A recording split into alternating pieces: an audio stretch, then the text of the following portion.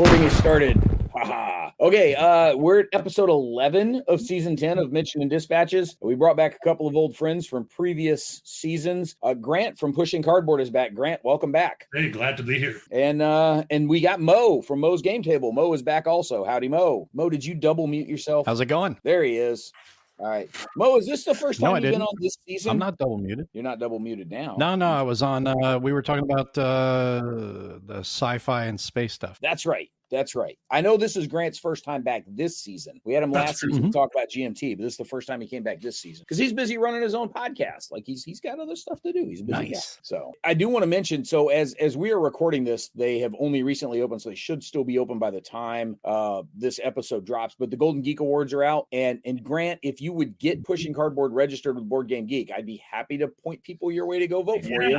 I guess I should do that. I haven't done it for the year and a half that I've been doing this so far. I couldn't figure out what the advantage of was for even though I use the Geek a lot. I just didn't know why I should register there, and would I lose streams to the Geek that would otherwise show up somewhere else? So the streams get played. You can play the streams through the Geek, but they also there is a discussion area there associated with the podcast for folks that want to be able to discuss that may not do it somewhere else or may not want to register somewhere else. But also you can subscribe to the podcast there so you can get a notification when a new one pops up. It's just another way to raise visibility is really the key thing. I should do it because I'm at the Geek all the time. I'm one of those guys that prefers the Geek to Consim World just because I like threaded conversations. Just for the interface, probably. Just for the interface. That's exactly it. I don't like having to go through 1,500 messages to find the one thing I'm looking for. But while you're there hitting the Golden Geek Awards for whatever else it is you want to vote for, throw a nomination to Mention and Dispatches for us, please. There's a 0% chance we will win because we don't have the word meeple in our name. You know, if we were meepled in Dispatches, we'd have a chance of winning, but we're not. So the intersection on that list is very long. Right? That's where we want to get. The section on that list is really long. I looked at it today. It is ridiculous. And Mo, look, for some reason they don't have web shows in there. There's no category for webcasts that I've seen. I don't think the web shows are rolled up in the podcast, but I mean, damn, there's got to be something to recognize guys like you and Gary and everybody else that are doing all these shows, right? Not that I'm aware of. I mean, this is, well, I mean, I guess they could be, but my thing is just having people tune in and watch and enjoy the banter back and forth and interacting with us is what makes it fun for me. I mean, this is 4 years now we've been doing this, and it's just been a blast. I've really had a great time. You get to know a lot of people online, and you get to support each other because, one of the things we got to do is support each other as best we can by listening and tuning in, things like that. So definitely best way to support people is just get in there and check out their shows. Check out Gary's show, check out Whiskey Charlie, check out Grant's show as well. Although his is a podcast, not a web show, right? I do a little of both. I've got videos, but mostly a podcast. Yeah, because the podcast, that way we can get you on the Geek and get some votes for you. Yeah. I always think of these awards things mostly fulfilling what you're talking about, though, Mo. It's like, who cares who wins? Really, it's just about like pumping up the tires of everybody who's doing good stuff. Absolutely. Yeah. Well, and in a case where you've got something like Board Game Geek that's doing these things, part of what we're trying to do with some of the war game folks in sort of, pushing, some support across the world, because you can nominate up to 10 different podcasts. It's trying to raise visibility of the quality content that the wargaming folks are putting out as much as anything else. Yeah, there's 1,000 different people doing meeple stuff, and that's great. Some of them are good, some of them suck. And that's all BGG cares about is the meeples and cubes. Yeah, largely yes. But two things are also true. One, the quality of content coming out of the wargaming world tends to be pretty good. Yeah. There's not a lot of crap coming out of the wargaming world. Plenty of reasons for that. I like to think it's just because we're smarter than most gamers. And so that's my story, and I'm sticking to it. But the other thing is, it's a very similar to argument to what you hear about Origins. And Gary and I have talked about this. We talked about it on the Buckeye Game Fest podcast also. One of the big complaints you get out of places like Board Game Geek and Origins and some of the other large board game gatherings, digital or otherwise, is, those guys don't care about wargamers. Well, that's true, but that's because the wargamers don't show up. Like, they can afford to not care about the wargamers because they're not there. If you want to be a part of the conversation and you want them to care about it, you've got to be a meaningful presence for them to have to care about it. And at that point, you sort of force their hand a little bit. So I think part of what BGG Con has had wargaming area for years, and it still doesn't. It's not caught on. over there. So it's never going to catch on. I'm not worried about it catching on. It's always going to be its own little niche group of people. And that's because it's a smaller group of people that are interested in, well, think about it. There's a small group of people that are interested in history to begin with, and an even smaller group of people that are interested in the martial side of things when it comes to the warfare. So that's why it's always going to be a smaller group. When you look at the overall population of a country and you look at how many people actually serve, it's always very small. Yeah. Well, it would just be nice to not be the leper colony, though. You know, I mean, so we're only a leper colony if we act like one or we think we are. I definitely don't feel like a leper colony. I love our brotherhood of wargamers. I think it's great. I do too, and I'm always happier when I'm not in the mainstream. I mean, the mainstream. Let's face it, they like the Spice Girls at one point. I can't trust them, so it's better to be in a little niche where, you know, things are a little more refined. You know, and to that point, not only did they like Spice Girls, but at some point, Milli Vanilli was a thing. That's right. So there you go.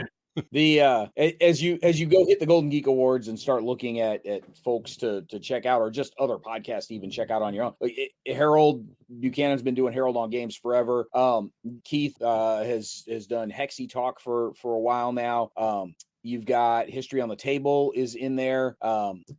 Mark Johnson, War Games to Go. Yep, Mark Jackson's War Games to Go. One of the Dragoons was part of the Solosaurus team for a while. So they're not just wargaming; they do wargaming amongst other things. Liz Davidson's Beyond Solitaire does good stuff. So there's Wild Weasel, Space Biff. There's a handful of these things. I know. Does Zilla Blitz still have a podcast? I know he did at one point, didn't he? Video only, I think. He's video only. Okay. No dice, no glory. No dice, no glory. Yeah. So there are plenty of good wargaming podcasts, and there's a handful of them that I'm not sure. You know, like Grant, I'm not sure necessarily on the Geek. Is 3 Moves Ahead on the Geek? Like, I'm not sure. I don't know if I think 2 Half Squads is, but I think it's been a while since they put anything out. Advance After Combat's been around forever. So these, you know, look, we've been around for a while. Hell, Mentioned in Dispatch is over 100 episodes at this point, and we've only been going since late 2018. You count previous podcasts, and I'm somewhere over 250 episodes at this point of podcasting stuff over the last 8-9 years, whatever it is. So we've been around for a while. It'd be nice if you like to talk. I do. It'd be nice if we get 250 episodes.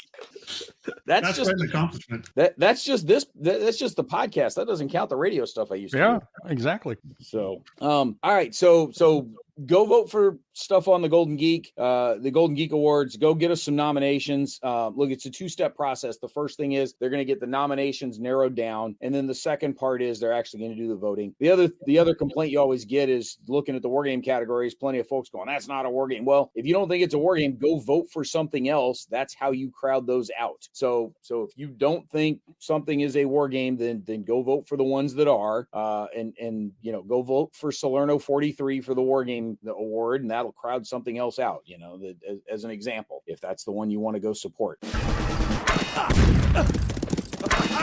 What we were gathering this group together to talk about, we're winding down this season. We've only got a couple episodes to go, so we're looking forward into summer convention season, lots of game season coming up. We've still got a whole lot of this year's releases out in front of us, and so we brought Grant and Moe in to talk about sort of what are you playing now, what are you excited about now, what are you looking forward to coming up. And so with all that in mind, Grant, what's on your table right now? Well, I know I'm about a year late to the table with this, but it's about 6 months ago when I finally got a copy, but I finally started playing A Most Fearful Sacrifice. Okay. And I'm just like, I'd already been a big Blind Swords player. I've played 3 or 4 of those titles. So I'd been looking forward to this, like, you know, for forever. And I'd missed the Kickstarter, and then Flying Pig doesn't ship to Canada. So I had to find an American who'd sell me a copy. Managed to do that. And now, oddly enough, I've got my physical copy, but I'm playing on Vassal, PBM on Vassal. And we played the first intro scenario, or we're skipping ahead to something a little meatier, and I'm just loving it. What a fantastic game. That's good. And the game design is always pretty good, but look, Herman's a mensch, right? Herman's a great dude, and it's always nice to be able to support a great guy when he's spitting games out also. So yeah, totally. And I had a few interactions with him talking about his Blind Swords game. So I could already see what kind of a decent guy he was. So it was like, it was a no-brainer to jump on trying this after everything I'd heard about it. And I was just so kicking myself that I'd missed the Kickstarter. I guess he's got another one coming out on on Chickamauga is going to be the next one in this Black Swan series.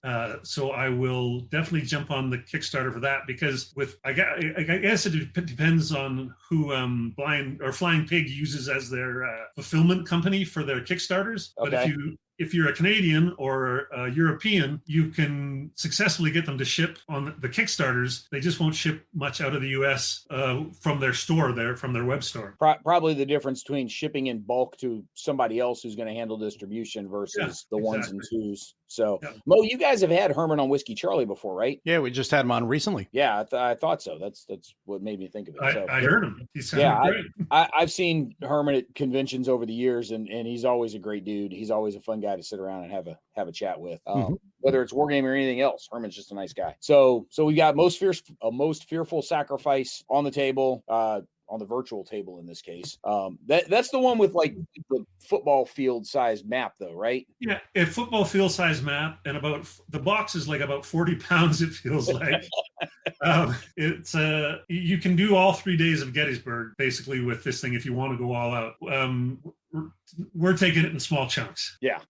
Probably not a bad thing. I'm going to come back around to some questions for you about a most fearful sacrifice a little later, or those games in general, later in the show. But Mo, what's on your table right now? Well, right now I've been trying to catch up on some stuff that I have not been able to get to because I've been just tied up with several projects, and I've been finishing up some videos. I've been editing some videos that I had in the can that I've just got done and posting up online now. But on the table right now, I've got a couple of different ones. I've got 1914 Deluxe that just came out from War Diary. I'm going to be getting that on the table. I'll also have Bastards announced that the day after we hit send on Tuesday Newsday. Yeah. Unfortunately, that's just the way that timing worked out.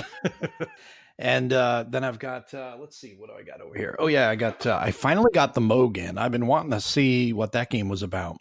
That was on White Dog Games. I saw it a few months ago, and I was like, "Oh, the Moe about Mogadishu. I definitely want to check that out. What's the game about?" And on the website, it didn't say anything, so I was like, "Okay, I guess I'll just have to blind fire on this one and buy it," which I did. And it's David Kershaw, so I know it was going to be pretty straightforward. Pretty easy game to play, and it looks like it is. I haven't gotten it on the table yet. I started to mess around with it the other night, but then I got sidetracked. Also have Men at War, the French Foreign Legion, which I got in, and that is the second one. The first one was the Rhodesian Bush War, and then one that you might be interested in was sent to me to review, and it's completely off the beaten path. It is by Chris Zimmerman. It's called Enter the Labyrinth. It's a solitaire RPG, kind of basically just you roll and you see what's in the cavern ahead of you or the room ahead of you, and then you fight and you get gold, you get XP, and you move on. So and then right solitaire kind of thing. Kind of, sort of, yeah. The original one that he had done was actually, which I thought was super cool. This one, you don't need it anymore, but I still kind of like the old school feel of it, sitting down and literally with a piece of graph paper drawing out your map as you go, which I think is just super cool.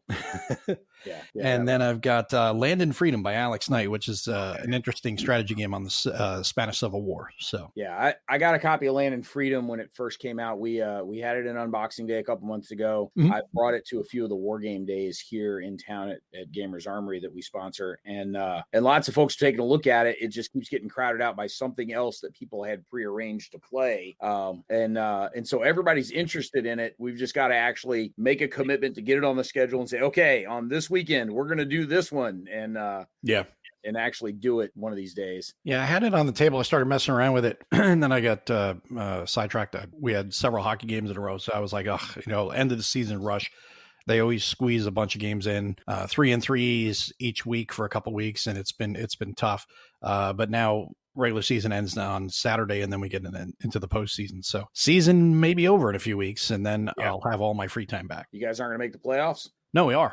It's just that who knows? I mean, Idaho's in our division, and Idaho has just been tearing it up this year. So I don't know if anybody's going to be able to stop them. They're just a really good team. The I know you had the Rhodesia book because I think it was you that pointed me to it that I ended up picking up the Men at War, the Rhodesian Bush War. Is the French Foreign Legion one the same system? It's same system. Yeah, it's going to be Indochina 46 to 54, the French Foreign Legion, and I think he has made a couple different doing things a little bit differently in some sections. But overall, it's the same system, Yeah. and he's going to be running with this for. I think he's got another one coming out here pretty soon, which is good because then you buy one, then you already know the meat of the game, and then you can just get in there and see what changes are made, and then go out there and have some fun with it. Yeah. Two thoughts on those games. One, he really needs a better graphic designer for some of the counter work and such. So I think that's part of the charm. They're functional, but somebody that's not trying to cram every Photoshop filter they ever learned onto a single counter. But the other thing, the first thing I did when, after I'd flipped through the book and said, all right, let's get to playing this, I went to the local copy shop and I blew everything up to, where it's like 1-inch counters and 2-inch hexes and just made giant copies of everything. And so I've got them all here. They're all still, I've got the copies. They're all tucked in the book. I just need to take the afternoon and do the arts and crafts project. He said all together. Yeah, I did all that so that way I can play it, which is what I did with the Rhodesian Bush War. And I've got the same here for the French Foreign Legion. And when I was playing the Rhodesian one, I found that one of the things I didn't like about it, and I talked to Joe about this, I says, it almost seems like the enemy in most of those scenarios seems to be more speed bump than anything else. And I was like, maybe because there was one scenario I was playing where the terrorists are supposed to be attacking a farm. And I think it's the RLI, Rhodesian Light Infantry, is supposed to be running in and taking these guys out before they take out the farm. But all they do is sit there statically. And I was like, well, maybe as you move each turn, they move 1 or 2 hexes towards the farm and then they start attacking. They hit on certain rolls. Yeah. And so that way there's a reason to press in really hard and fast for the player. And there's actually consequences for, screwing around. Yeah. Yeah. I think that's a challenge in any solo game, is providing appropriate level of agency to the bot that's controlling your op4 there. Yeah. Grant, besides Most Fearful Sacrifice, what else has come in lately that's caught your eye? Oh, well, I mean, I have a ton of games that are ongoing, but most of them are older. But I've been playing a lot of Task Force from VUCA games, and I'm really enjoying that. That's sort of like the game for if you take a look at GMT's Pacific War and you just go there's no bloody way that I'm never gonna tackle that monster, but I really want to play some Pacific War battles. Task Force from VUCA, I think, is what's going to scratch that itch for you. Okay. And then the good thing for me, I know we're not going to talk much about conventions, but GMT West, the spring one, is coming up in a week, and I'm going to go back there again. So I'm going to get a chance to get a bunch of new stuff on the table down there. We were totally going to talk conventions, like that. The summer convention season's coming up. We're absolutely going to do it. This is sort of like not the summer convention. This is, the GMT weekend in the warehouse is sort of like more like a high school reunion or something, a college reunion than a real con, but it's nice and relaxed that way. There's no shark players or anything like that. There's no tournaments generally. I mean, some guys have what's that? The Down in Flames, Wild Beyond or whatever it's called now. They play that all the time, but for the most part, it's just guys sitting around playing games and looking at demos and stuff like that. So I'm totally looking forward to that. Yeah. That's always the convention season always does become a bit of a family reunion, no matter what the convention is. Yeah, exactly. That's when you actually see everybody face to face. Yeah. So. And even though it's a GMT, they're totally cool with you playing whoever's games, so I'm going to have a few Compass games with me when I go. And I had a guy, an old friend who'd never played an Area Impulse game. And I love Area Impulse games. So I said, well, let's go right to the beginning and let's play some Storm over Arnhem and get you caught up, and you can see what the big deal was 30 years ago, where it all came from. Yeah. So literally on the table, I'm turning around to look at the table. Literally on the table right now, I have Margaret Thatcher's War from White Dog. It's a Ben Madison one. I'm only a turn or so into it, just learning the sequence and the processes of how everything works. I did play White Tribe, same designer, same publisher. Enjoyed that one, but found some of the processes a little unnecessarily repetitive. I'm hoping that's not the case with this one, because there aren't a lot of games on the Falklands. This one tries to cover the broad scope of the Falklands, so I'm really interested in this one. I'm young enough that the Falklands was like the first war that I actually paid attention to on TV, because just me growing up. I was a little young for Vietnam still being on TV, but the Falklands was out there and was something that was being reported on pretty regularly. So making me feel old, Brant. Sorry. Mo will make us both feel old here in a few. So I remember WW1. No, I don't. I'm not that old. On my table behind me, maybe you remember this, Mo. I've got the latest game from Compass on the War of 1812. Nice. How you liking it? It's an interesting take on it. It's 1812 War on the Great Lakes frontier, and the map is really interesting because it has all the Great Lakes and the rivers that connect them, but just like kind of a strip of one hex around the lakes and around the rivers. So it looks like it's going to really focus on the naval battles. And even though there is land units, the whole land campaigns look to be completely secondary to the naval campaigns in this game. Yeah, it is called War on the Great Lakes. I mean, there's War on the Great Lakes frontier. Yes, I wasn't expecting there to be land counters, to tell you the truth, but there they are. Like Tecumseh's in there, General Brock's in there. There's it's all there.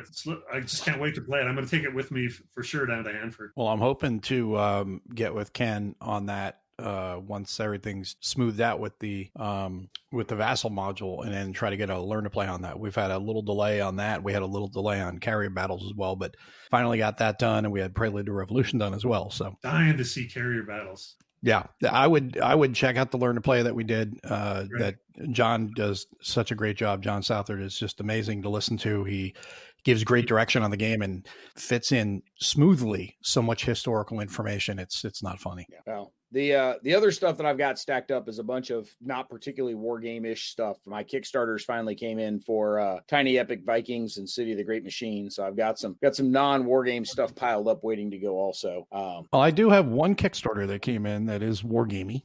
And it is In Country from Enemy Spotted Studios. I got that, so I haven't. I literally just got it, so I have to open it up and check it out and everything. That's miniatures, just tactical combat. Modern. I watched a bunch of Nate's videos on it. Yeah, and then I got the terrain with it as well, so I got the whole smash. So that's going to be pretty neat. Yeah, for those that don't know, Nate is the Gimpy Gamer. So he's a regular on Whiskey Charlie. Mm-hmm. Nate's actually local to me here. Yes. So I got a Kickstarter as well that is wargamey for sure. I got the new version from Gibson Games of Kingmaker. Oh, somebody just recently had posted some video on that. Was it Wargame Central? There's lots out there already. It might have been Justigard. It might have been Justin. It's basically they've taken it and made it so you can play it completely the way the last version, the Avalon Hill version was, and then they've got another version that kind of speeds up the end game a little bit. I think it makes it a little less so that everybody sort of turtles and waits to whack one last guy. So I think they've done the best of both worlds with this reissue. Kingmaker always Kingmaker was decades before, but the end game of Kingmaker always sort of felt like the end of Return of the King, the last of the Lord of the Rings movies, where you think it's over and it goes on for like another 45 minutes. It was like the last 2 minutes of a basketball game. Yes. The last 2 clock minutes of a basketball game, not the last 2 broadcast minutes. No. Yeah, that is exactly the case. That's how Kingmaker always kind of felt. So, and I think that's what that was what turned people off was they loved everything about it, but the finish. So to have come up with a new way to finish it sounds like okay. I mean, I'll check it out. And now I may actually check it out because I've always avoided that game because it just seemed like you said everybody just turtles and gets in them. Like everybody just come on out and fight now. Let's just get this over with. No, I want a turtle. Oh, I'm out. I know, you guys win. And there's so much fun in that box, right? There's all those heraldic shields and stuff, like all those symbols and stuff. Like you just don't put it all in a stack. Get it all out there where you can see it. Yeah. I imagine. So Kingmaker is there's going to be a limited audience for Kingmaker, right? There's only so many people that are going to go, yeah, give me that. I want to play it. If you took the exact same system, the exact same rules mechanic, and put it in the Game of Thrones universe, you'd sell 1 million copies. IP definitely sells. You absolutely would. I just pulled up my my Kickstarter list just to see where I am, and it is remarkably non-wargamey. Battle of Brandywine I already got in from Bill Molyneux. Looking through here though, Tiny Epic Vikings is probably the next most wargamey thing I've got in here because I've got a whole bunch of RPG stuff. is what I've got stacked up on Kickstarter. I've got the stuff from Misadventure Games. I've got Realms of Ahroun coming in, River Wilds coming in, Haithabu Tribes of the North is coming in. So it's a bunch of RPG and RPG adjacent stuff that I've got on Kickstarter. But I was thinking about this when I was talking with somebody the other day, talking about pre-order stuff. A bunch of the Wargame stuff that I end up pre-ordering, I will pre-order through Gamers Armory because I want to help the store out. And so I'll end up doing a bunch of stuff with them. A bunch of the other war game stuff, I end up getting sent to me anyway. I get folks saying, "Hey, we've got this. Who want? Where should we send it?" And some of it I'll have sent to me. Some of it I'll have sent to some of our other writers. But there's a bunch of war game stuff that gets sent to us anyway because we're covering it. So I end up not spending as much on war games as I probably otherwise would. That's a really good way to try and cover up all that RPG stuff when this is supposed to be a wargaming podcast.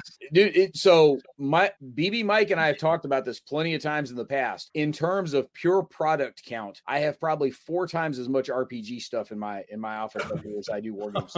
Part of the reason for that is an RPG module or rule book takes up 1/10 the space of a boxed war game. Yeah, that's true. One of the other reasons for it is I played a lot of RPG stuff growing up and still have a lot of it here. But I think I tend to cull my war game collection a little more frequently than my RPG collection because they do take up more space. And so I will find stuff to go to some of the other war gamers. Hey, who wants this one? Especially if they were review copies that got sent to me. I'm finding a good home for that, right? Who wants this here? Have it. Go play. Have fun with it. Or we end up putting them in the prize pile at Origins and sending them off in raffles. Well, I do have a couple on GameFound that I'm waiting on. World of War 85 Blood and Fury. I got that one on GameFound. And then I have another one that's not a war game, but there is fighting. And that is the update pack for Trick Shot for the 2nd edition, which is it's a pretty fun game. If you've not played it, it's a pretty fun game. Have you seen it? I don't know. It's the tabletop hockey game. That would be... it has little miniatures and everything. It is really cool, and it's a fun game. Nice.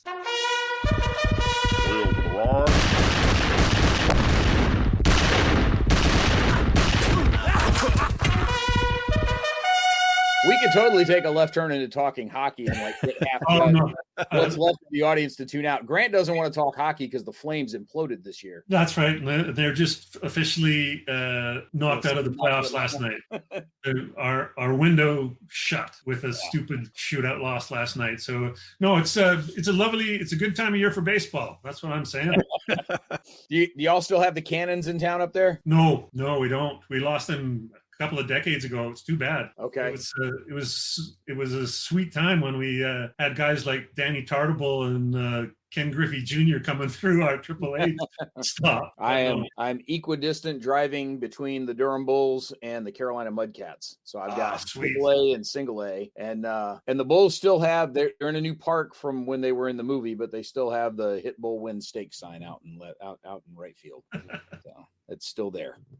So in terms of Kickstarters, pre-orders, and such, mine's not very wargamey, but I do have We Are Coming Nineveh on pre-order with Gamers Armory, and I also have Brief Border Wars 2. They know that I'm going to want that one as soon as that solicitation shows up. I've got that one too. Yeah, yep. I'm going to get that one through the store, and so there's again trying to support the local game store for everything they do for us. I'm wanting. There's I have one from a new one coming from Phalanx, and I can't remember even what it is. All I know is I've got. It's a Purple Haze.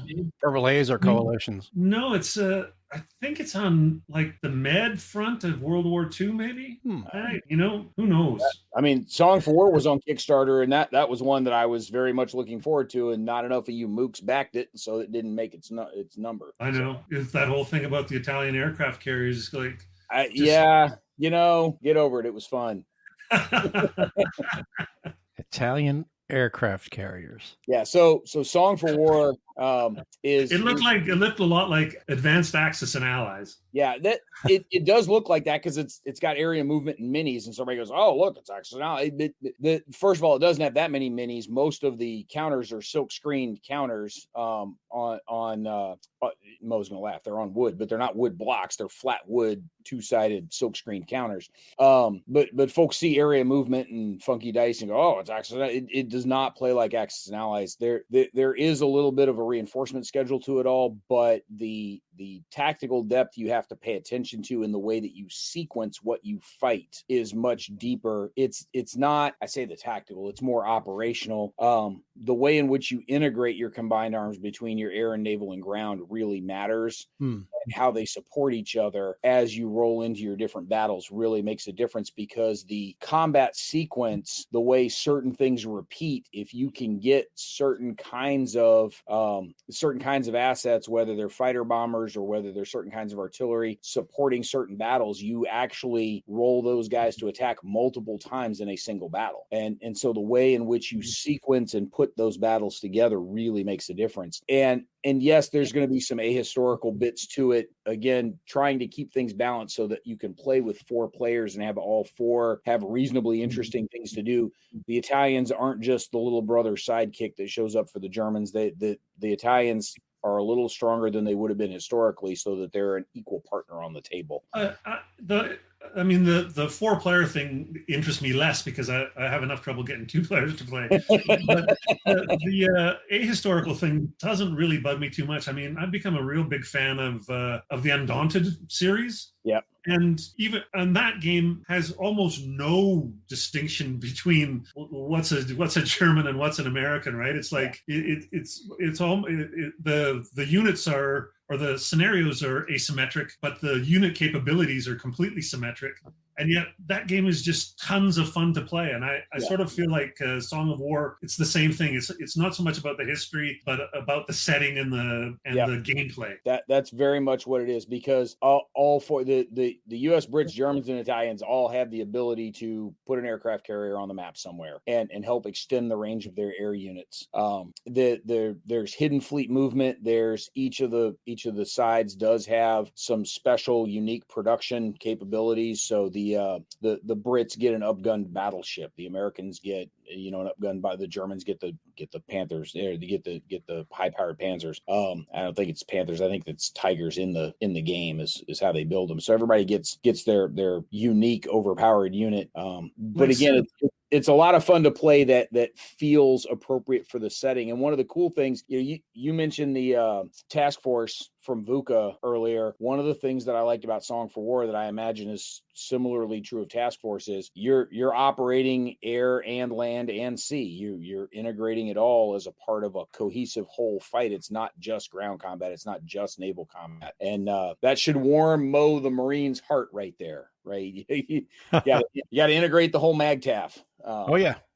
That's how you do it. Task Force is great for that. I mean, it's not like the naval engagements without carriers are fun, and then you throw in the carriers and all that air, and oh man, and it's quick. It's like it's not as light as beer and pretzels, but it doesn't. Once you grok how the damage system works, you're just off to the races. Yeah, and that's one of the reasons I was interested in trying the Falklands game from White Dog, is that it does give you air and land and sea, that you've got it. And a lot of the Falklands, people don't realize how much of that conflict was fought in the air.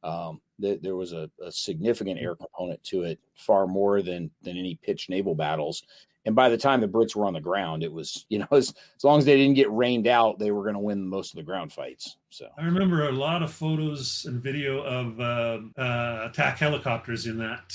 A lot of Brit fighter pilots were actually helicopter pilots. Yeah. There's a lot of Harriers in there on the side of the Brits because of the two Harrier based aircraft carriers they sent. Aircraft carriers, yeah.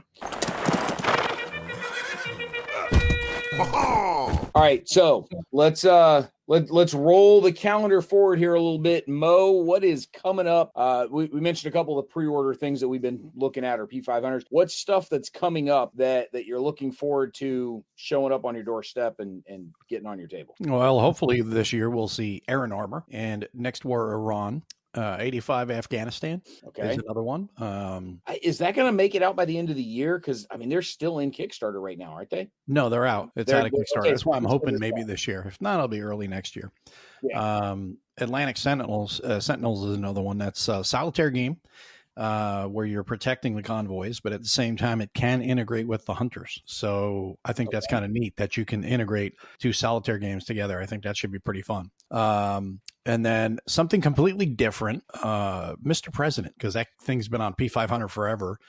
And it's supposed to be released this year, I think. And I've been curious about this one because of the subject matter alone. I mean, being the president of the United States, I think is pretty interesting. And it's a pretty daunting task, I think, for a game. But I think Dean can pull it off. If you see that on the table, it is huge. Yeah, it is huge. It's just like, I don't know, you need a bit. I just think you need a default. Whatever table you have, you probably need a bigger one. Yeah, I mean, that's the kind of game that you can't put that on the table, take it off, because it's going to be, you're going to have to put that on the table and it's going to have to sit there for a while, because you're going to have to grok the game and then play it. And then, okay, now I've played it enough to start to grok the mechanics. And now I got to restart so I can try to actually play the game, This is the unintentional advertisement for Carolina game tables, because they've got the sunken play area underneath the dining room table that you can put the lid back on. And that way you can leave the game set up and not lose your dining room table. There you go. For folks that don't know, so there are a bunch of different table companies out there that do stuff. Carolina Game Tables, the family that runs it, has actually been in the furniture business for 4 or 5 generations. So, I mean, they go back to the 1800s in terms of being furniture makers, and they started doing gaming based furniture about a decade ago. But one of their key shticks is a bunch of their tables have those removable tops. So you have the well that you can kind of play in and still put the top back over it and have your coffee table or your dining room table back. As long as nobody bumps the table and tumbles all your stacks. Or you don't have cats. I think you're probably pretty good. Those things are pretty solid. Yeah, they do look. I've seen pictures. They do look solid. Yeah, we've got pictures from Origins last year of Clint sitting on one. He's just kind of sitting there having a conversation with folks. So yeah, the unintentional advertisement for Carolina Game Tables, but always happy to give them a plug. They're great people. There you go. Are wonderful folks. So, Grant, what's in the future that you're looking forward to? Well, so I got a couple of things that I'm excited about at going down to GMT West. One is I'm gonna interview Jerry White there for the podcast, because he's going to be demoing Pacific Chase, his follow-up after Atlantic Chase. And Atlantic Chase was just like such a revelation to so many people. That whole trajectory thing was like just this new mechanic that blew people's socks off. And then his rule book presentation, it was like, oh my God, this is like the best rule book I've read in 10 years. And, that's saying something. So I look forward to seeing what Pacific Chase looks like. I don't know how that system's going to work in a theater that is largely dominated by carriers. It's a whole different style of naval operations. But he knocked our socks off with Atlantic Chase. So who knows what he's got up to say? For the doubt, huh? Yeah, I'm ready. I do like Moe said. I'd buy that sight unseen. Yeah. Let's face it. The real reason you're looking forward to going back to GMT is that you're looking forward to not paying shipping to Canada to take the games home.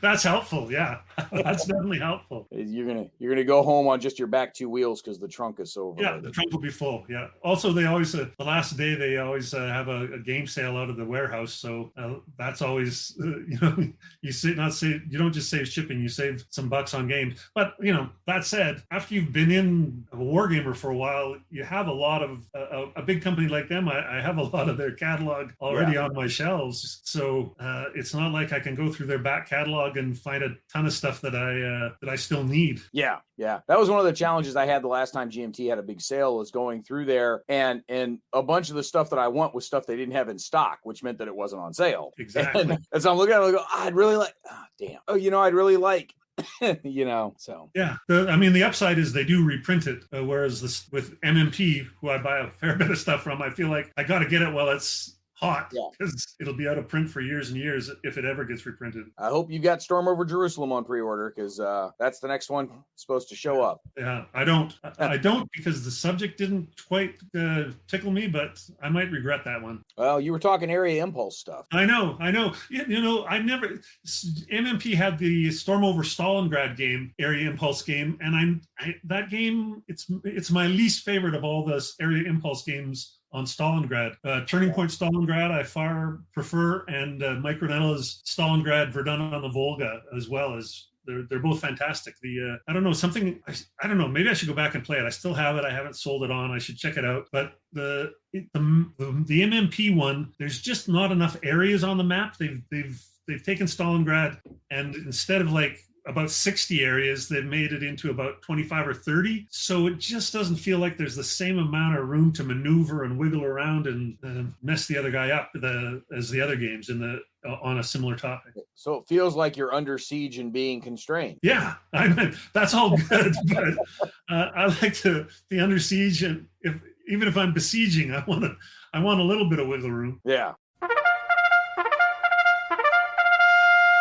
Here comes the 10th season of the Armchair Dragoons podcast, mentioned in dispatches. Let's thank all of our Patreon supporters who pledged at the top level.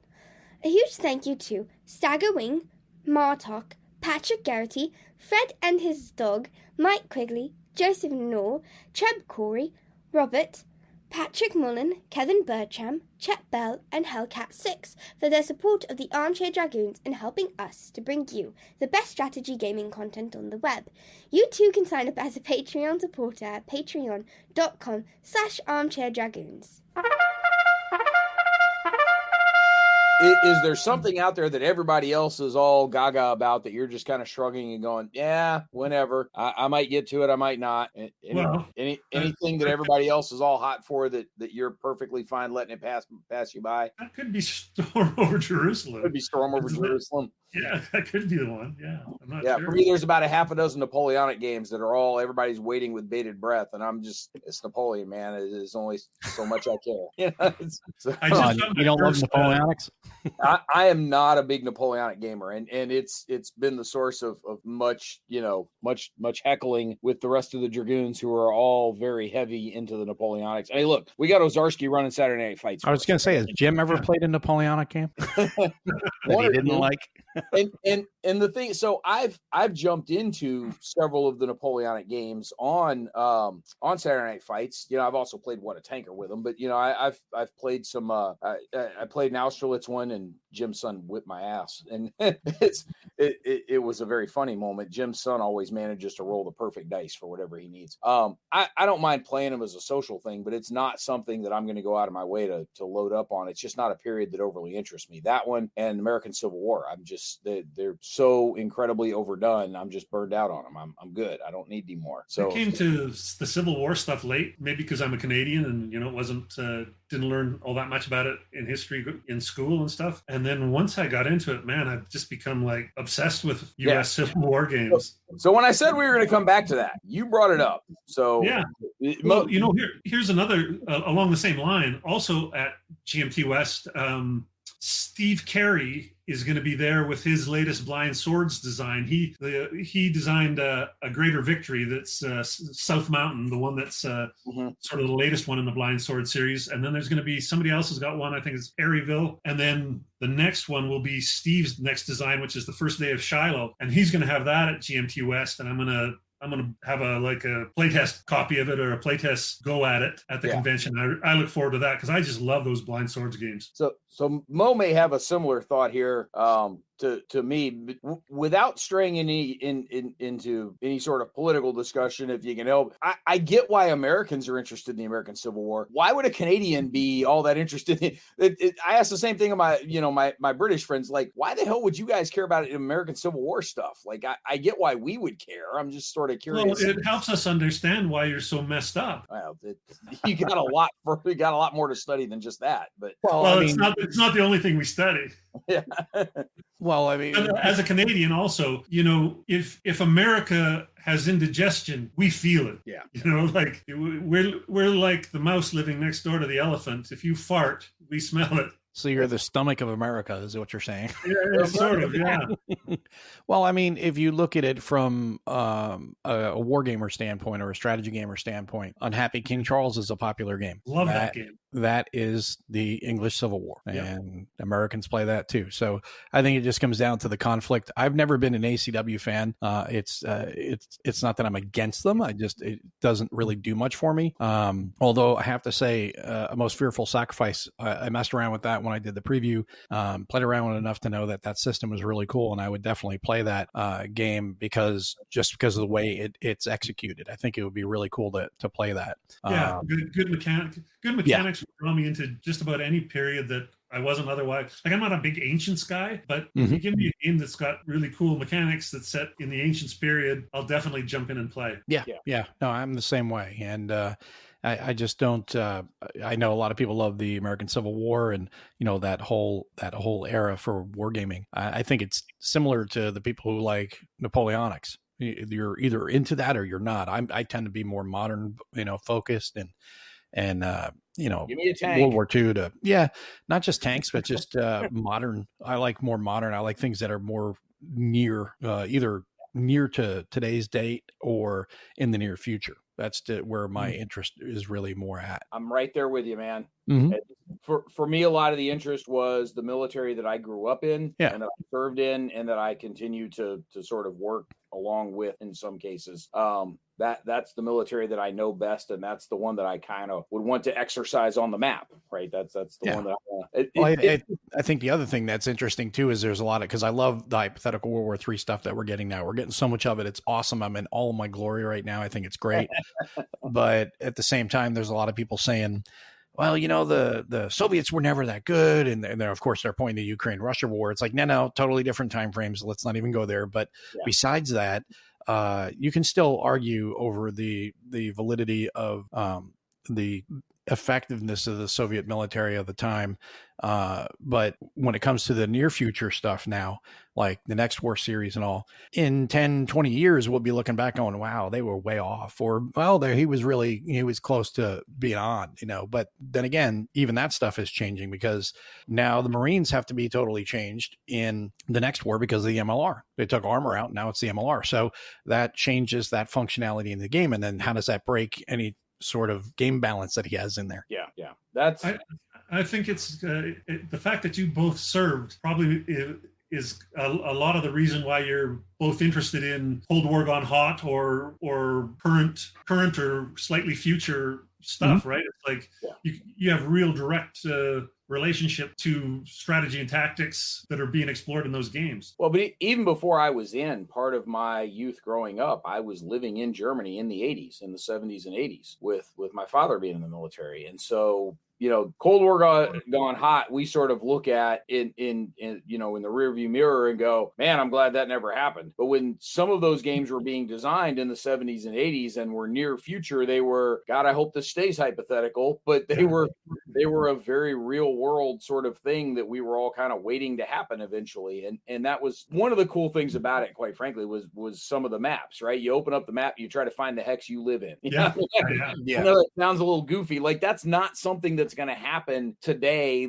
living here in the US. It's unlikely there's, that Moe's opening a map and trying to find Dallas in there, unless he's playing Case Geld or, the 2040 American Insurrection game coming up. That's coming up. Yeah. You're not really looking for your house now on them, but there were plenty of times, when we lived near Gießen or when we lived down in Bavaria that, I'm pulling out the map and, hey, I wonder where we live. Oh, hey, there we are. Hex 2602. That's our house. No, I think that's cool. And also I like to see what the designers' takes are on not only our force capabilities, but on the near peers and peers, because I think there's I think there's a little bit of a reliance on stats for both too heavily rather than looking at the effectiveness, because there's a lot of pumping up the Chinese threat maybe even bigger than it really is, just like we did with the Soviets during the Cold War. And okay, in the end, are they really is China really that much of a threat, or are they really a paper dragon? By the same token, managing the defense budget or not? Well, yes, exactly. And then by the same token, is our force effective anymore? Is it as effective as it once was? And going forward, will it maintain its effectiveness? Because we just come out of 20 years of war in Afghanistan, Iraq, but a lot of those guys are gone. And now we have new leadership. We have a new force, and we've got ships running into each other, subs running into undersea mountains and things like that. So you start going, how effective is our force? So I mean, those are valid questions to ask. And it's ever been such, right? It's like, sure, before before Japan attacked Pearl Harbor, there was the thought that the American thought about Japanese soldiers was that they were weak little men, that they were going to be terrible. Then there was the first ground campaigns, and all of a sudden they thought that they were supermen. And then once the Americans managed to defeat them in a ground campaign, it was like, oh no, they're men. They're like, so that it's when the bullets fly and the boots are on the ground that you actually get the real answers to these questions, right?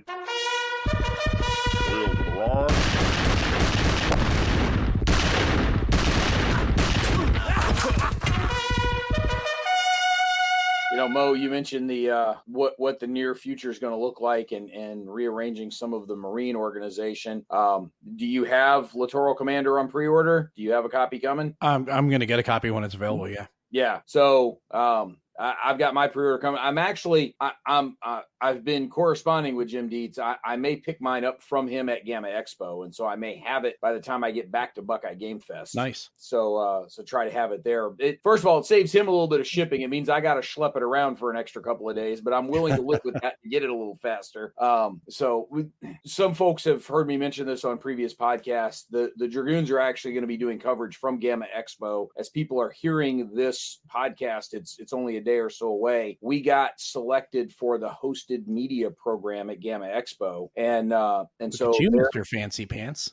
They're covering our hotel bill. So yes, I will possibly go to Reno and cover the show. I've joked before. What I don't know is if like 2 people applied for this, and so they just said, okay, fine, take them both. Or if like there were 100 people applied to this and we just got lucky with where the dart landed on the dartboard. But take the win and run. Yeah, we were picked. And when I applied for it, I don't think I'd really looked at the calendar to realize Gamma Expo is the same week as Buckeye Game Fest, because I was already committed to Buckeye Game Fest. So now I'm going to end up driving to Columbus, fly to Reno, fly back to Columbus, do Buckeye Game Fest, then drive home.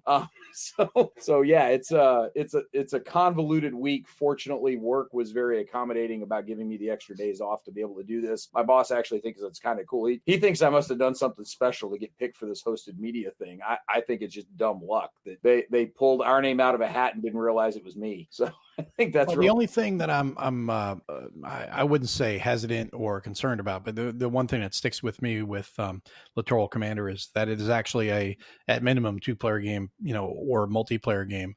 Although I will be mostly playing it solitaire, and I don't have a problem doing that because I'm not trying to win. I'm trying to experiment with different things and just play through different scenarios and see what happens here, what happens there, which is kind of the sandboxy part of it. But it is a really fun game. And I played it on Vassal when it was not even well before it was even going to be a commercial release. So I really enjoyed it. And there's a lot of things that make you think afterwards with the cards, what assets you're going to use, things like that. And I think there's a lot to be said about, and I really like cards used in that way, where they don't drive the game, they actually enhance the game. And that's what I like in a card game. I'm not a big card driven game fan generally, but it's not a card driven game. It's just that you use those cards, like I said, for assets and things like that really do benefit you in the game. Well, the other thing I think since it was Marine Commander, then what's that? You've been playing it since it was Marine Commander before he. Yeah, it was FMF. Yeah, back off on the name.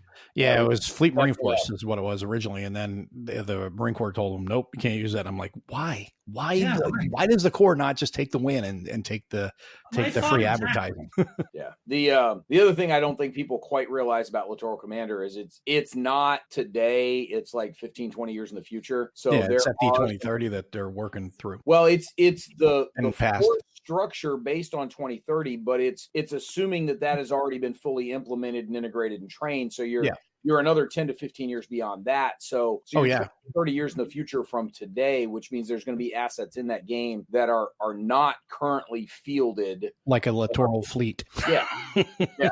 But individual Marine platoons with 20-kilometer rocket ranges, Yeah. So it is there is a little bit of futurism to it. I'm looking forward to it. I'm looking forward to getting it on the table and seeing what the finished product looks like, because I did push around a physical copy of one of the handmade ones at Origins a couple of years ago. Sebastian had sent us one that we took with us in 2021 and had that on the table there, and we're pushing it around and experiment with it a little bit, and I'm looking forward to the finished product. Yeah, I'm happy for him that he got it out there and it's going to be a commercial release. I think it's really cool. Yep. And we're, depending on when it comes in, either May or June, we're planning on having it on the table at one of our war game days. So we have a monthly war game day over at Gamers Armory. Again, they sponsor us to do those things, so it's very nice of them. But we get a war game crowd together. We've got plenty of local war gamers around here. We just suck at getting organized. And so it's just a matter of trying to get us all in one place together. So first Sunday of each month, we all get together over at Gamers Armory and get a bunch of games on the table. Just tell them there's free cookies or free whiskey. That'll get a cut. Well, I wish we could do whiskey in there. But yeah. You can. They just can't see it. That's right. What's that in your coffee mug? Coffee. Canadian iced tea, as I always call it. I like my Canadian whiskey. So well, that's good because I like bourbon. There you go. I like bourbon too. The great cultural exchange. Yeah, there you go. That's the way it should be, right there. That's right. One other game I didn't mention earlier that I'm looking forward to playing when I go down to Hanford is La Primogenita, the Kim Kanger game on East Africa. It's a Legion game. Kim Kanger, I've played 3 or 4 of his games now, and he, like, just every one, I don't know, Kim Kanger makes a banger every time. I mean, that guy is great. And, it's like he's doing good old-fashioned Hex Encounter war games, but coming up with new things to do, new twists. And this one is no different. This La Primogenita has got a completely unique order system that I've never seen before. So I've only messed around with it solo on the table a bit. I can't wait to actually play somebody. And I've got somebody lined up who wants to play it as well. So it's definitely getting played. Did he do the art for that one too? Because he's like a one-man show. He does everything. Yep. He's a one-man band. Yeah, his art is fantastic. Like, he should just be hired as an artist often, but he's one of those guys where, because he does it all looks, you're getting whatever came out of his brain, right? Like, he's never feeling let down by his art because he creates it all.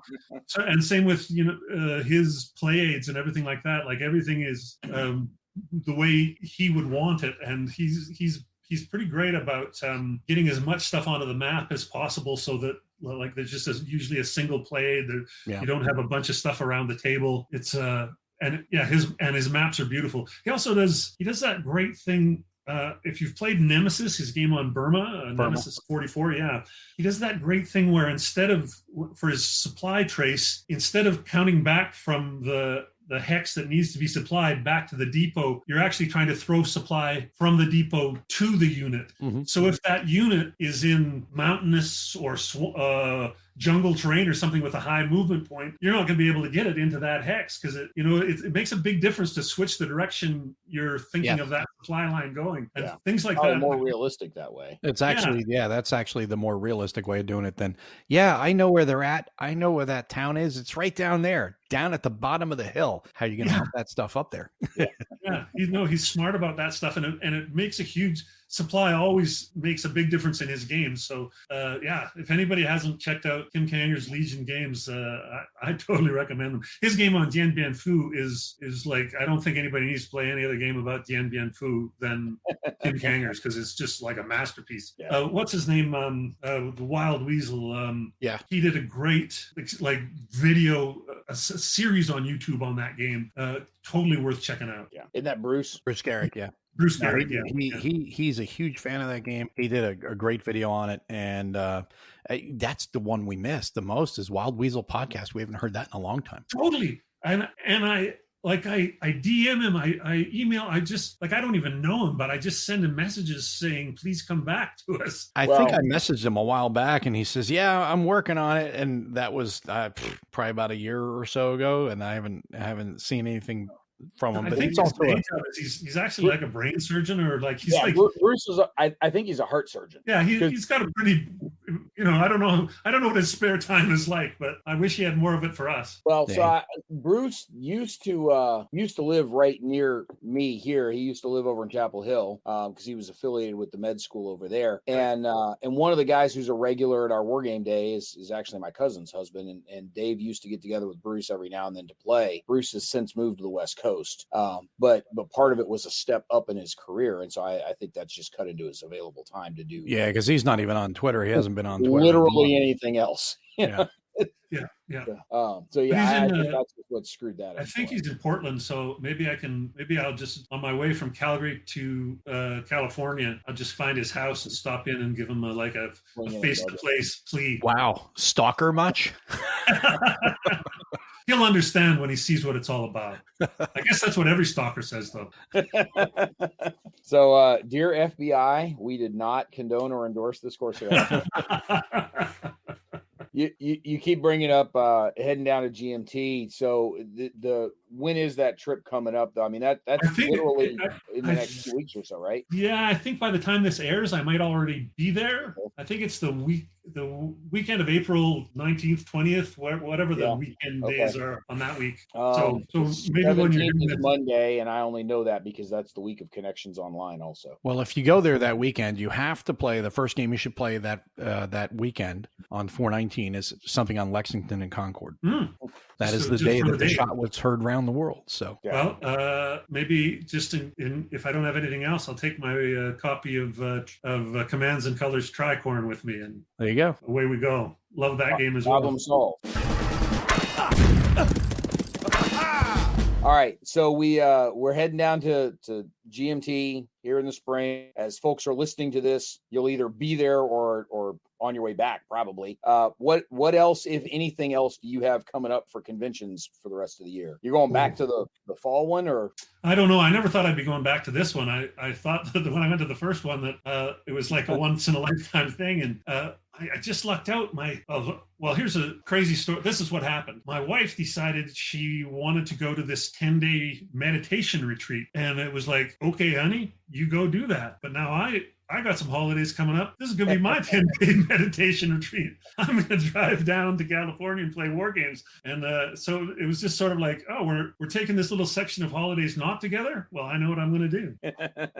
There you go. Thank God for meditation. Yeah. So, I mean, I don't know how close you are to any of them, but I mean, there is Game On over in Seattle that has a decent war game component to it. Adepticon is in suburban Chicago, but that's very minis heavy. That also just happened, so it's out in Vancouver. There's BotusCon, but I think that's just happened as well. No, BotusCon is usually early November. Oh, there you go. So, well, maybe I can make it up for that. You've got time to get to that one. Yeah, and I just made the acquaintance of Brian Train recently, and great guy, and he gets out to BotusCon, so maybe I'll make the trip out there, and if I go flat out, I can get to Vancouver in 10 hours. Yeah, we've got 2 or 3 of our Dragoons that live right around there also that are at least one of them specifically is involved in the organizing crew at BotusCon.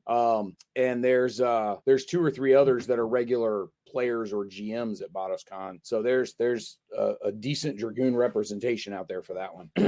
So one of these days we're going to get you on a plane and come down here and join us for some of the bigger ones here. So yeah, because then I get Carolina barbecue as well, right? Sure. Yeah. See, it's just a matter of whether you want to be east or west of I-95 for whether you've got vinegar versus tomato based. I'm going both sides. Sure. Why not? Why not? So it may be my only time in Carolina. Mo, you've got Compass Expo, but are you doing the spring one or just the fall one? Probably just the fall one. I don't think I'm going to do the spring one and the fall. At least I'm not planning on doing the spring at this point. I think we're going to be taking a trip in June, so that'll probably interfere with that, and maybe do something else in July, because July is always the worst month because that's both our birthdays, my wife and I, and then also our anniversary. So it's the worst month because we do everything in that one month, and then it always messes up my plans on trying to go to CSW out in August. So because I use all my time off for that. So yeah, it'll probably be just the November show is what I'll do, and that's pretty much it this year. It looks like at this point.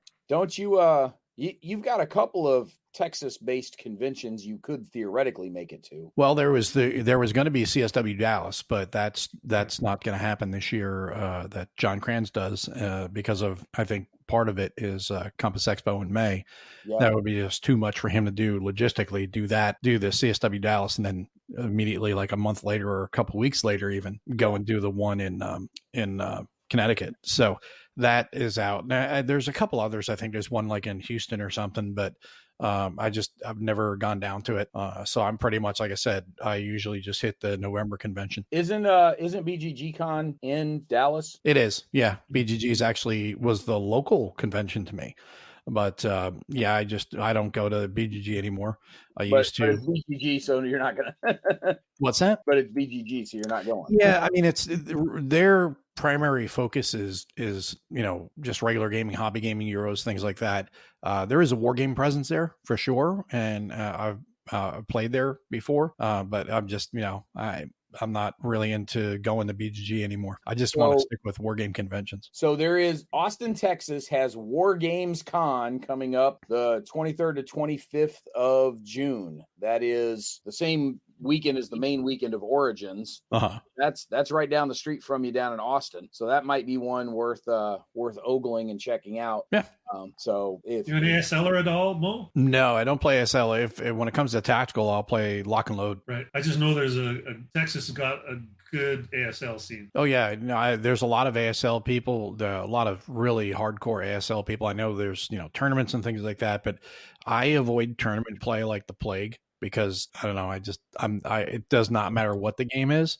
I just think tournament play tends to bring out the rules lawyers and things like that I just rather avoid. I play for fun. Yeah. I hear you. I'm with you.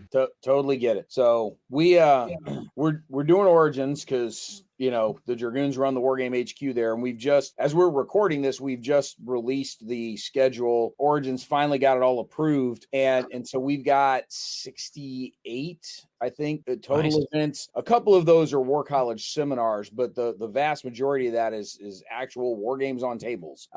We've got 6 sessions. We're Gary and Lee, so Ardwolf, and then Lee was his co-GM last year when they set up Europa and ran it all weekend long. This year, they're going to set up at least the 3 main maps, the 4th, if we can fit it on the table, for Compass Games Third World War. They're going to set the whole thing up and monster game their way through this thing over the weekend.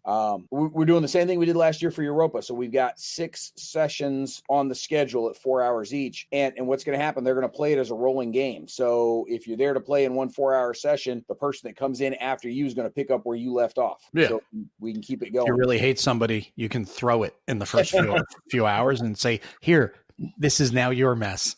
Well, we don't get a lot of people that sit there and play in more than maybe 2 of the 6 sessions through the whole time there. But what we did find last year with Europa that was kind of cool, we had a lot of folks walking by going, hey, what the hell is that? That looks cool.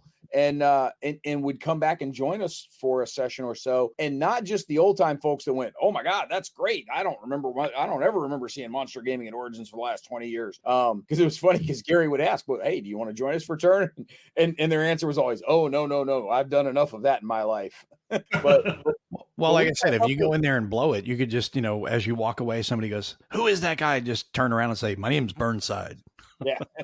But we had more than a few 20-year-olds pop in and play a session of Europa with the guys. Nice. Which was pretty neat. We're going to have a Littoral Commander session on there. We've got 4 sessions of Salerno 43 on the books. So we're definitely getting some GMT stuff on the table. We've got Plains Indian Wars, Space Empires 4X. We've got some Brief Border Wars. David Thompson will be there GMing the Undaunted games. And we are going to have the new Battle of Britain game. So we're doing there. So jealous. Well, the Song for War guys are going to be back. So we're going to have some of those. One of the cool things we're going to have this year is the first year they're doing stuff with us. The guys that do the Pico Armor minis, the little 3mm minis that you can put like a whole platoon on a counter. They've got a 3D terrain board of a bunch of the old Panzer Blitz maps. So we're going to be doing 3D Pico Armor Panzer Blitz on one of these table setups that, again, it's a minis thing. So we're going to set it up on that table and leave it up all weekend. But we've got 6 or 7 sessions of Pico Armor set up ready to go on this. We've got one table that's just going to be catastrophe games running all weekend long. So Tim and Chris and those guys are going to be, Taylor's going to be there, going to be running some of the stuff that's already in print, like Zermatt and Stonewall Uprising and Fall Blau. But they've also got some testers or some ones that are still in development, like Solder City, which uses the Zermatt mechanics, but is all urban. So they're going to have Solder City there. They're going to have a couple of others. True Command is going to be there, a couple of other things like that. Fort Circle's taking over one table, so they're going to have a bunch of Votes for Women, but also Shores of Tripoli and Halls of Montezuma, and Jason Matthews is going to be with those guys as well, doing some stuff. So we've got a pretty solid mix. Again, last year we had 30 odd games spread over the weekend. This year we added 3 or 4 GMs that came up to us last year and said, hey, we'd love to help. So we said, sure. We're not going to say no. And so we've got those guys added in as well now. So we've got a pretty robust program of stuff that we're going to be getting on tables at Origins. Again, by the time people are listening to this, we'll already be off to Buckeye Game Fest joining. So Gary's going to be there. Blue Panther's going to be there, actually selling games as well as playing games. Players Aid guys will be broadcasting from there. Russ from Cardboard Conflicts is going to be there. So we're going to have a pretty good crowd at that one. Not going to make it to WBC, unfortunately, or Gen Con. People keep asking about the SD HisCon East that's coming up, going to be up in Newport. I pushed back on that one because Harold had the bad scheduling to schedule it as the same weekend as my anniversary. Oh, sorry, Harold. Like my wife more than you guys. I think it's sold out in like 3 days anyway. So I'm not sure it's been that long. It doesn't. I think they're limited to 40 or 60 participants or something like that, right? I think it's 60, and it's because the facility doesn't hold much more than that. Yeah, exactly. So, look, it's a fantastic facility. I think it's really neat that they're going to be able to use the library at the Naval War College. I think it's really awesome. But yeah, you're constrained in size. The one that we might be able to get Grant to get on a plane to come to, or Moe to hit the road and come out to in October. This has been up on our site where we've had it announced and folks can see it. If you go hit Tuesday Newsday, we've also got it on the calendar now. We do have our first Armchair Dragoons Fall Assembly. Our inaugural in-person convention is coming up in October this year, where we're actually hosting it at Gamers Armory. The store is giving us about half the store. There are game tables in the back that we're going to be set up on. And so it's the weekend of October 20, 21, 22, Friday, Saturday, Sunday. They're actually opening early Sunday to let us get in there and get started a little early that day. We'll have the details and registration info up after I get back from Buckeye Game Fest, because I'm not going to rush to try and get it all done before that. But we'll get registration open this summer. We're going to have to cap it at about 40 people. Again, similar to what SD Hist East is dealing with. There's only so much space we can take over in the store there. But one of the things is going to be kind of cool. Like, we're in the store, like, play the game, think it's kind of cool, walk over to the rack and go buy it. So that'll be kind of fun. But yeah, they're setting up and giving us about half the store to do it. And so we're going to try this. We're going to see how it goes. We've got a couple of tables set aside for some big monsters. So we'll probably put one big monster game up and leave it up all weekend. And the other one will have a couple of big footprint games that we can like play in a day, so we can set it up, play that day, tear it down, put a different one on there the next day. But that's the plan. We'll see how it goes. So if y'all want to come join us now, what we don't have a deal relationship, something with a local hotel, because we're not in the hotel. Like, usually that's how you cut the deal with the hotel. You use their banquet room. We're not doing that because we're using the store. So we've got the deals with the store instead. So Moe, you going to come hang out with us and with Nate and whoever else out here? And we will have to see, because that's really close to, that's like about 3 weeks away from, Compass Expo. So I don't know if I can swing both. It is. Yeah. And that's one of the reasons why we put it where we did in the calendars. We needed to stay away from Veterans Day weekend, because there's a bunch of other conventions that happened then that tend to suck up the war gamers between SD Hist and Compass Expo. There's also another non-war game specific convention here in the Carolinas that we help support that happens that weekend out in Charlotte. And so we needed to stay off of Veterans Day weekend. The other thing is, in September, there is the local minis club here does their big convention. I say big, it's about 70, 80 people, which is big for a minis convention. And so we wanted to make sure we had a good amount of separation from that also. So we trying to aim for that sweet spot in between. And that was the one we were able to work with the store to get. So for folks that are interested, be watching the site sometime mid to late May for the initial information and when registration will be available and everything, because we're going to be capping this thing at about 40 attendees. Now not counted in that total. It's going to sound like an overly advertising plug without really intending to, but remember that the folks that support our Patreon at the top level do get free admission to all of the events that we run. So this would be one of those. So those guys would be counted in that. Mo, hit the road, come visit. Chance to see Nate face to face too. There you go. Well, I have seen him. We've already hung out in WBC. So yeah, I know him and the whole family. He brought the whole family up there? Yeah. Oh, they took cool. a whole road trip up there and got to see the wife, the kids, the whole 9 yards. I got to wave at them all that time. We were both on the air with you from the store. Because they all came when they dropped them off. So yeah, Grant, start looking at plane tickets. I don't think you can leave from Calgary straight to here without having to change somewhere. But you can always fly to Chicago and get anywhere. Yes. So usually to and from Atlanta. Well, but I wouldn't be surprised if we had a direct to Atlanta anyway, so that might be possible. I'm always surprised at the amount of direct flights there are. So it's it's good, and I've always wanted to come out. I've never been down to the Southeast, so we're primarily expecting the core of the audience here to be folks that are within easy driving distance. So we're expecting folks coming down from DC, maybe up from Charlotte or Atlanta or the coastal areas. Some of the folks from Virginia Beach, Tidewater. I'm honestly not expecting folks coming down here from New York or coming in from Dallas. Mo, be awesome to see you, but I totally get it. It's a bit of a haul for just a weekend like that. Especially folks that would have to get on a plane. So I totally understand that.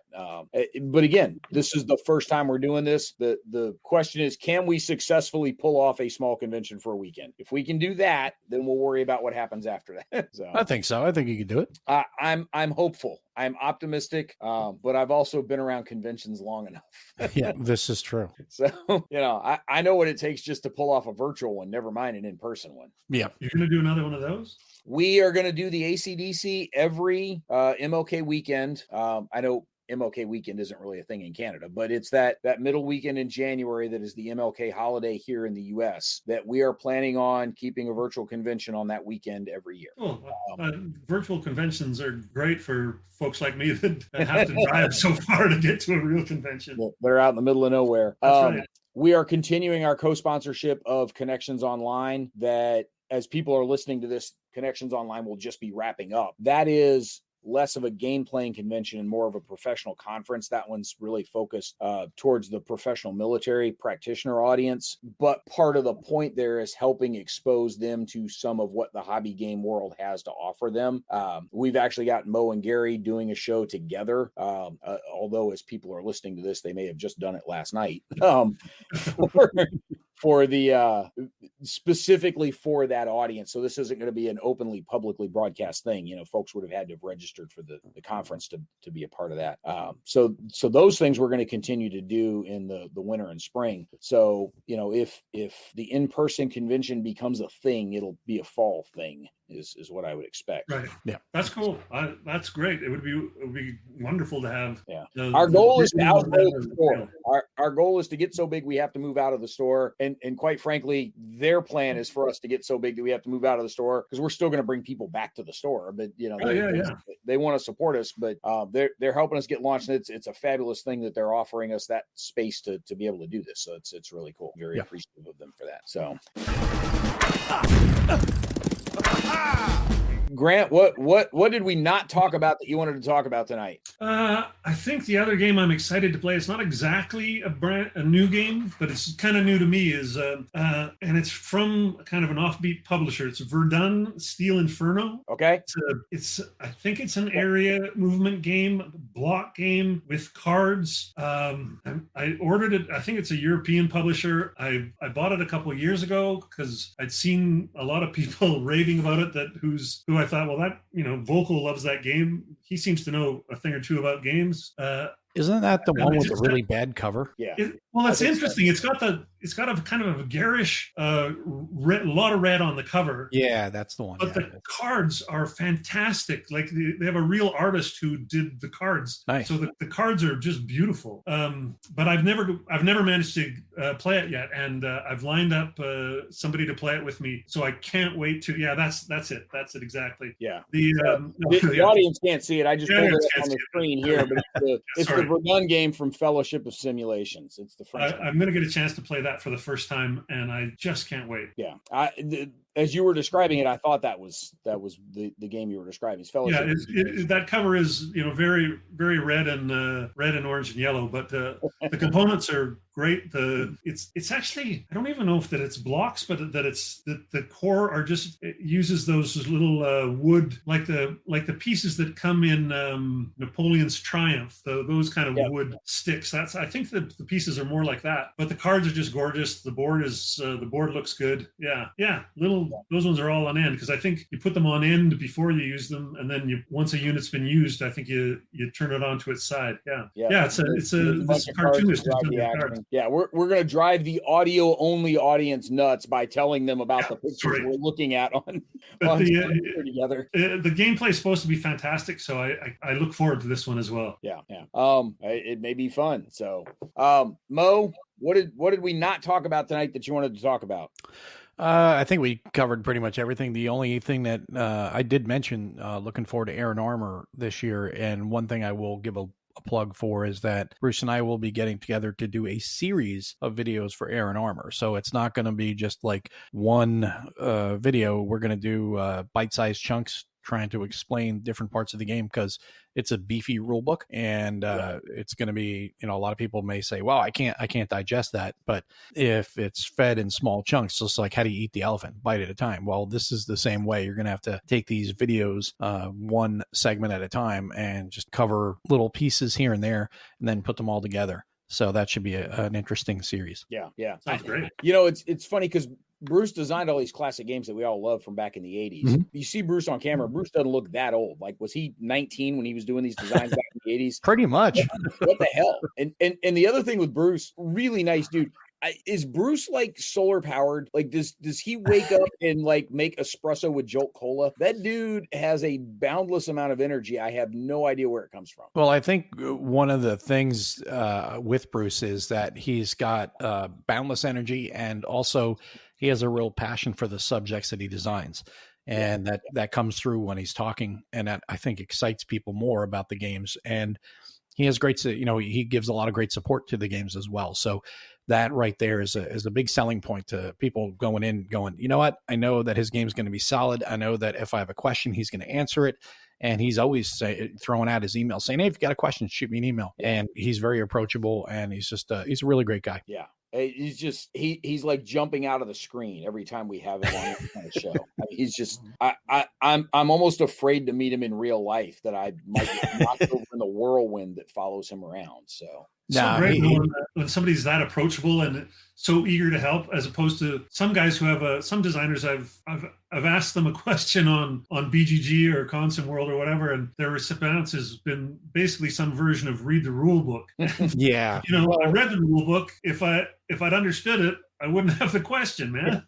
Well, there are plenty of those people that have come up and it's like, how do I do this? It's like, did you read the rules? It's right on page 2. There are some dumb questions, but I think as long as you approach anyone with a legitimate question that shows, hey, I read the rules and I'm confused on this, for whatever reason, could you clarify it for me? That's how I tend to do it too, is I tend to, when I'll write a question and I'll say, this is the rule I read on it. This is what it said. This is the other rule, I think. What am I missing? I'm missing something in the gap here. Yeah. But there's certain developers, and not so much designers, but developers that have just told me to read the rule book, and it's like, I just well, whatever. But Bruce is a really good dude. He really is. He's a great guy. I love him, and anytime we talk, it's always a pleasure chatting with him. And then we get on the phone. It's easily a 2-3 hour phone conversation because you don't even realize it. You're like, holy crap, we've been on the phone for 3 hours. It didn't even feel like that because the conversations are so interesting and fun, and he has that same energy, and he's just a really engaging guy. There are a handful of dudes in the wargaming world that if you ever end up on a phone call with them, you hang up and you just feel better about yourself after the phone call. He's one of them. Bruce is definitely one of them. And I'll tell you the one that I will always go to bat for a similar thing, David Heath from Lock and Load Publishing, same way. Yeah. Anytime you have a call with Dave, you get off the phone and you think, man, I feel better. I mean, it's not like he's a therapist or anything. It's just you have good, genuine, great conversations with him. And I feel like when he had Matrix games, that I probably put a few of his kids through college. That's when I met him, was at Origins in 2005 when he was running Matrix games. I ended up freelancing for him for a little while he was still at Matrix. But yeah, I've known Dave I actually worked out of his booth in Gen Con in 2006.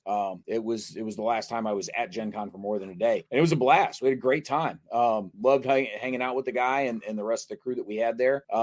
We just had him on the podcast. So folks that are looking at back episodes, he was just on the podcast last week. He's a great dude to have around and have conversations with.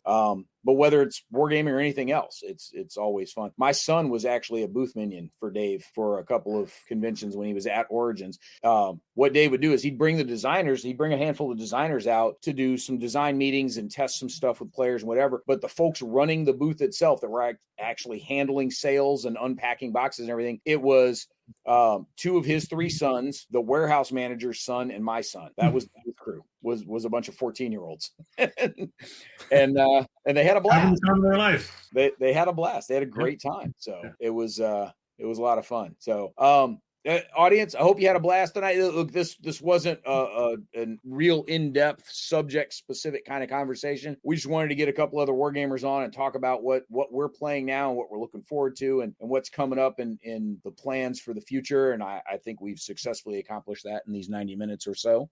So Grant, thank you very much for taking the time to be here. Appreciate it. Always great to drop by. Thanks, Brant. And Mo, thanks for not having a hockey game tonight. Got one tomorrow tonight, though. that was great. I will tell you, folks listening to the podcast are going to have no idea what I'm talking about. We ordered one of those hockey jerseys for my daughter for her birthday this summer. Nice. We have one. My daughter is a huge Harry Potter fan. There was a Harry Potter themed jersey that Moe's hockey team did for a theme night a couple of months ago, and they still had some of the jerseys and they're on sale because it's the end of the season. So we grabbed one of them for her for her birthday coming up this summer. Sweet. So that's awesome. I'm hoping she digs it. And by the time folks start seeing Dragoons show up again, we're going to have our Dragoons hockey jerseys that we will be wandering around in. So they look good. Nice. I really hope I'm hoping they look as good as the little jersey builder on the website made them look. They're at my parents' place right now. I had them shipped to Ohio so that I would have them there to give to the people that are at Buckeye Game Fest that wanted me to just hand it to them there. The problem is that means I got to wait another 2 weeks until I get my hooks in. So close and yet so far. So I'm really hoping that they are appropriate quality and as good looking as I want them to be. So nice. We'll see. But when you see us this summer, you'll see a handful of Dragoons running around in hockey jerseys, and so that'll be fun. Audience, look, we're almost done with the season. We got like 2 episodes left. One of them we're going to be talking about Origins. The other one we were able to arrange an interview with the guys from the Nations and Cannons series setting. It's been a role playing game that's been published by the Indie Press Revolution folks, but they now also have a Kickstarter out for a D&D 5th edition conversion of American Civil War, or not Civil War, I'm sorry, American War of Independence role-playing. And so they've had the role-playing game for a while. Now you also get to convert it to 5th edition if you want. But the Nations and Cannons guys are going to be stopping by to talk about the setting and the rules development and its evolution over the years. And so that's going to be a lot of fun. And then we'll have our Origins preview and close down the podcast for the spring as we go into summer convention and travel season. And then we'll pick it back up again in the fall. And we'll bring these 2 guys back at some point next fall to talk some more wargaming stuff. So, audience, thanks a bunch, and we'll catch you next time on another episode of Mention in Dispatches.